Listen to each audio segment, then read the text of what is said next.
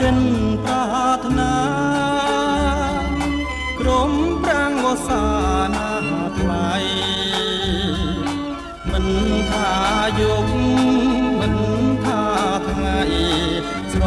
នងអាឡ័យក្រុមគ្រាចិននៅតែគិតចង់បានកលយានមករួមជាគ្នាក្រែងតែអូនមិនមេត្តាមិនព្រមស្នេហារូបបងការីហើយតែងរួយធម្មតាទេណានួនល្អកុំគិតអីថ្លៃនាងបងគួរតែផ្សងវាសនាថ្មី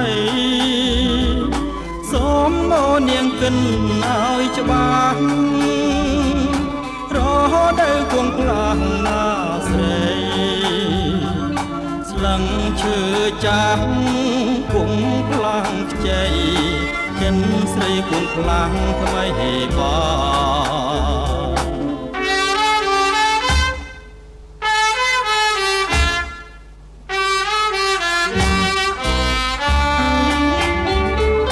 ចិន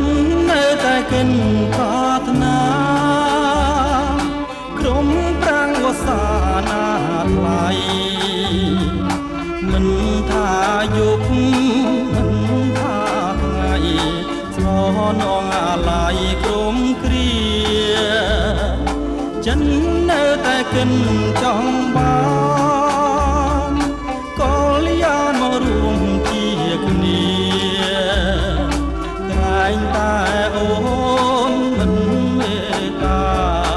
មិនព្រមស្នេហារូបបងការីហើយតែងរួ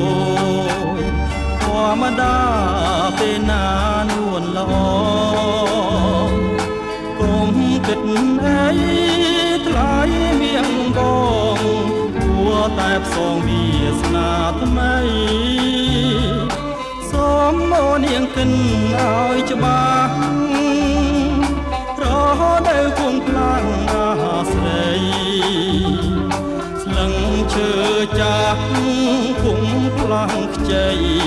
ចិត្តស្រីគង់ខ្លាំងថ្មីហេបា